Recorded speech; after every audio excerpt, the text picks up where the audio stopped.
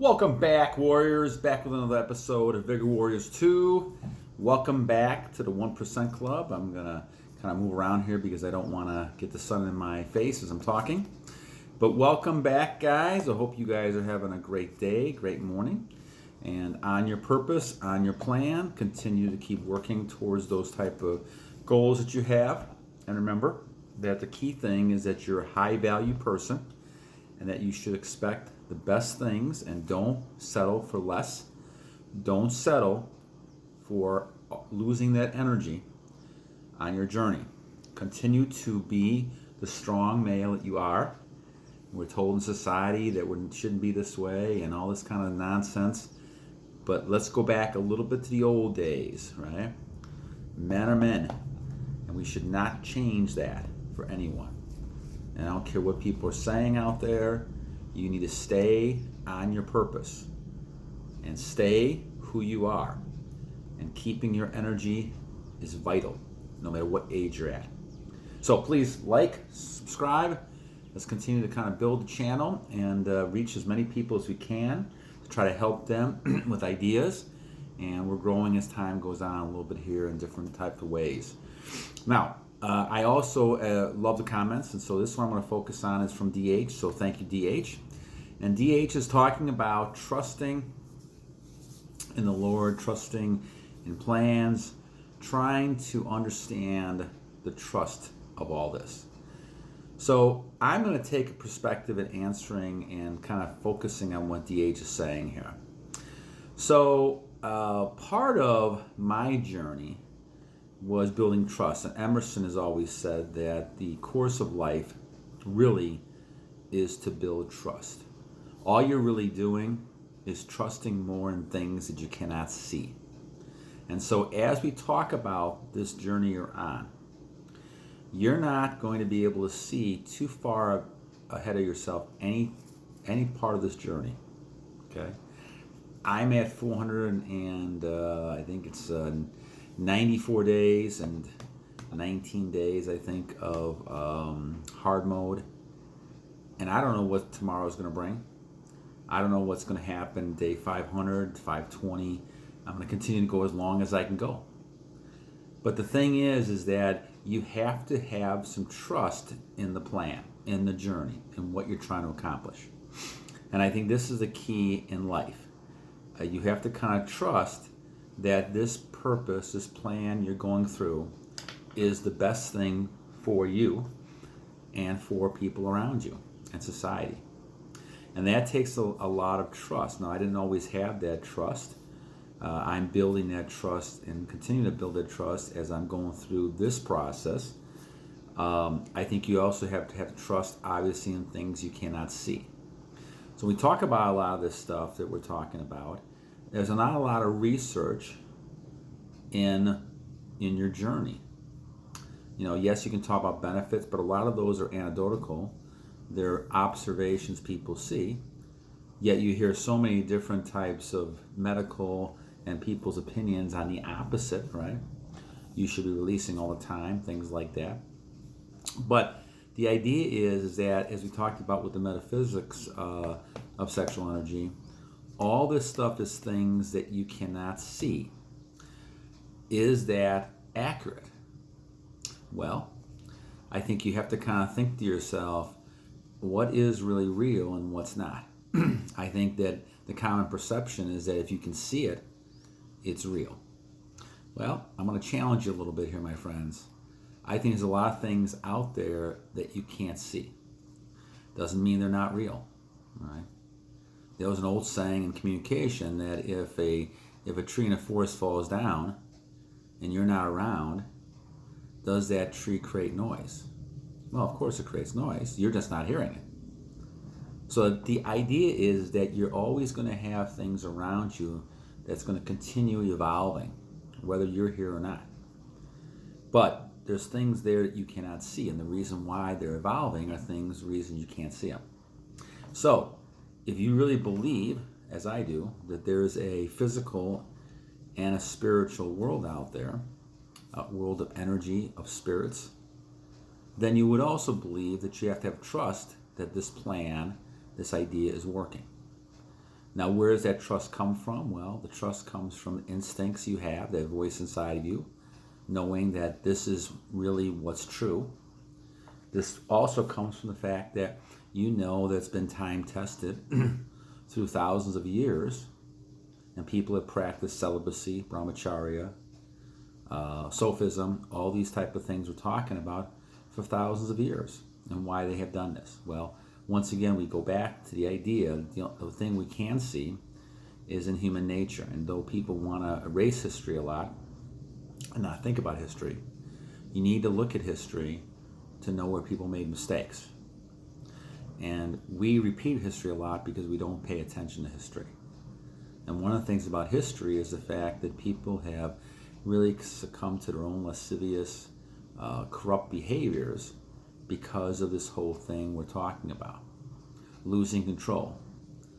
And once again, as we talked about before, when you're sleeping with people all the time, this starts the whole avalanche of things. You look at the Roman Empire.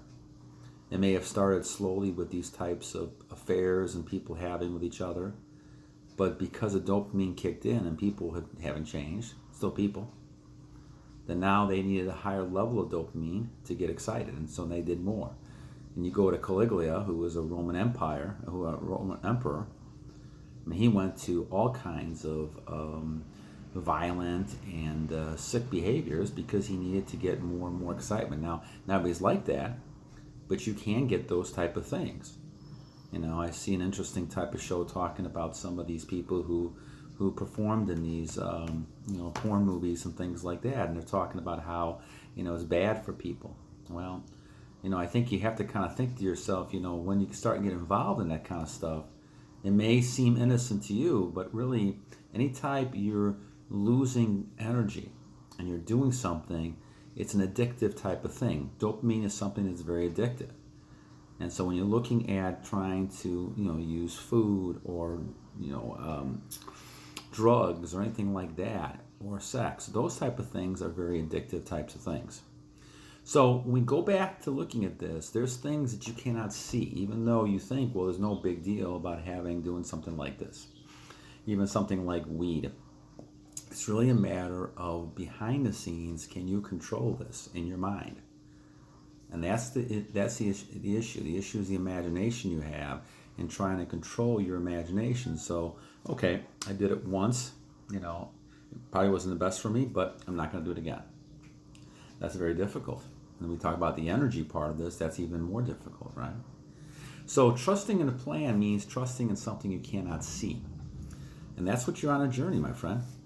You can't see this. I mean, this is basically, you can see it when, if you're releasing, but you can't see all the transmutation inside of you, right? You can't see all the chakras unless you, take some x-rays or something like that. You're not going to see that. But you know that it's working, right? I know the Fountain of Youth exercises, and I think I had a question from one of our viewers. I'll have to go back and look at it, but I think they're talking about trying to do exercises. And we'll kind of go back to those exercises a little bit and talk about masculine aura and those type of things. But, all of that really that's worked in my book. I don't think I would have had as much hair and look as I did, and feel as I do if I didn't do the Fountain of Youth stuff about 25 years ago. Okay, I just feel unbelievable. I think that I used to have back injuries, I used to have eczema, I used to have leg injuries, all kinds of stuff. Right? But that's helped, and now I add on the retention, the sixth right of this Fountain of Youth. To me, it's the best thing that's happened, because now my whole perspective has changed, and going on hard mode is even giving me more perspective. And I feel, I can't tell you the amount of strength I have. And that's after living 60 years. So can you just imagine 20, 25 years that you're living? Sorry about that, my doggy's barking in the background. But this is why I say that it's really highly important for you to look at trusting what you're doing. And I think if you trust in what you're doing, then my book, God, and however you believe in that, your creator, will support you because you're, in my book, getting closer to God with your purpose. Now, the Fountain of Youth stuff was great. Exercising is great. I weight lift. I do a lot of different things like that. Walk, exercise, take the big dog and walk with the big dog. All those things are wonderful. Eating the right foods, things are great. I think those are all things that are going to help you. Drinking a lot of water, excellent. I take cold showers. I think it's good. Fasting is wonderful. But the bottom line really is that I wanted to go another step. And I had read stories about Malcolm X and how after a number of years he got closer to God. And that's the goal that I want to achieve. I want to be as close to God, my Creator, as I can before I finish my lifetime on earth. And so what I'm trying to do then is kind of get closer. And I think the only way to do that is keep everything that's inside of me that God has created so that I have a better perspective. I'm not looking at women as objects. I'm not looking at images. I'm not focusing on that stuff. I'm focusing on trying to help as many people as I can. I'm focusing on trying to help society. And that way trying to fulfill a purpose that I think God has for me. And so as I look at this, I think it's very key understanding to trust in your plan and your God and how you're focusing on that. And I think that's the key to the whole thing you're talking about. So the journey you are on, my friends, is not an easy journey. There's going to be a lot of bumps, a lot of obstacles. You're going to run into a lot of people who are going to try to stop you. But you've got to continue on your journey, because if you trust in your journey and you trust in what's going to happen, then the enlightenment, the benefits you're going to get from all this are just unbelievable. It's almost like you're living a whole new life. And so I think that's the key to figuring this out. And so DH, I think, is a great question. That's why a lot of people struggle with relapsing. They struggle with the whole idea. Because you've got to accept this as a lifestyle and trust that it's going to be the best thing for you. You're going against all the other odds to say that, okay, doctors say, well, you need to release or else you're going to be unhappy, you're going to be sick and not going to do too well, and you're going to be unhappy and all those type of things. Well, after a lot of years of doubting myself, my trust level has gone sky high, because I realize that all they were telling me wasn't true in my case, and I don't think it's true in many people's cases. Okay? So that's why when you say things, you have to kind of look at things and say, okay, we're living in a matrix. What people are telling us was created for reasons. Profit, for the most part. Corporations, lobbyist groups, medical field, the media. Profit, my friends, profit at you and my expenses. Do we need 99% of the things that we have? No, we don't. But they create a need that we think we do. And it's all an illusion again. But trust down deep inside of you. What is the plan? What are you doing on your journey? Stay on your journey and all will come more enlightenment. I read a lot of stories of Gandhi and different people, and they had that same type of feeling. And that's the feeling that I want. And I'm hoping you guys get to that point as well. Whether you're at 30 days, 90 days, starting a longer streak, change your lifestyle, because it's going to be better for you. And trust that the lifestyle you're picking is going to get you closer to your overall goal. And it may be success, it may be material success, those type of things. You'll get abundance of those things. In my case, those things are not as important as they used to be. What's important to me is getting closer to my God. All right, guys, so that I hope DH that answers or helps answer your question. Please send me some more if you have any, and perhaps I'll do another video on this if we need to at a later point. Until next time, battle on.